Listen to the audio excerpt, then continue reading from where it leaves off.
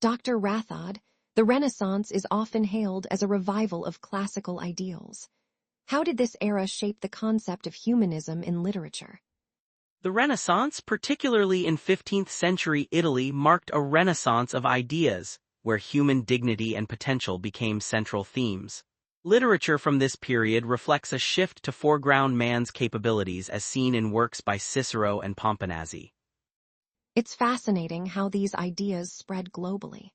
However, doesn't the celebration of man's dignity overlook the exclusion of non-European societies?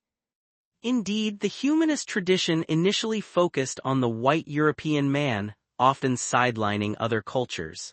This Eurocentric view created a hierarchical dichotomy, leaving out diverse perspectives. How do you see humanism evolving in our current global context, with its emphasis on inclusivity? Today's humanism strives for a broader inclusivity, reassessing historical biases. The emphasis is on a universal human dignity that transcends cultural and racial barriers, a necessary evolution from its Renaissance roots.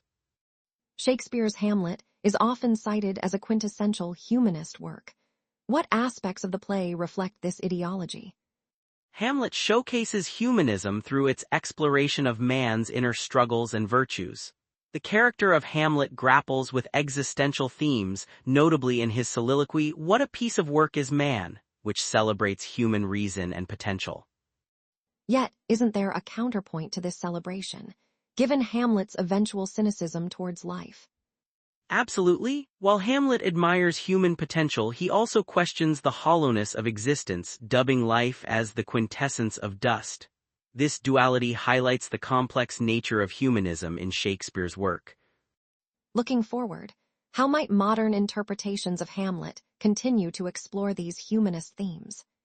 Contemporary readings often focus on Hamlet's introspection as a gateway to understanding modern existential dilemmas, ensuring that Shakespeare's humanist themes remain relevant and thought-provoking.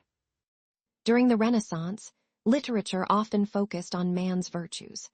Was this portrayal inclusive of all individuals, or did it primarily center on patriarchal values? The Renaissance's humanism largely celebrated the male figure, with literature reflecting patriarchal values. Shakespeare's works, for example, often portray noble male protagonists, while women and commoners are less prominently featured. Doesn't this exclusion challenge the very essence of humanism, which is supposed to celebrate all of humanity? Indeed, this is a critical issue. The patriarchal bias in Renaissance humanism limits its scope, raising questions about its universality. It reflects societal hierarchies rather than a true exploration of human potential.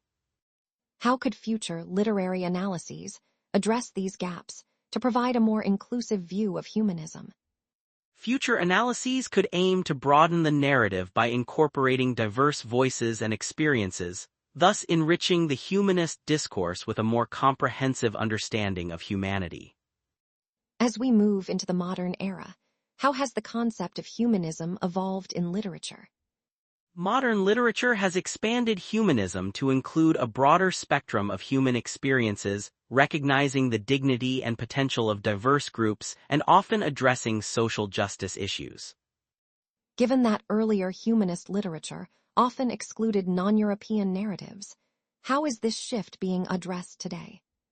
Contemporary authors and scholars actively work to deconstruct past biases, ensuring that literature reflects global human experiences.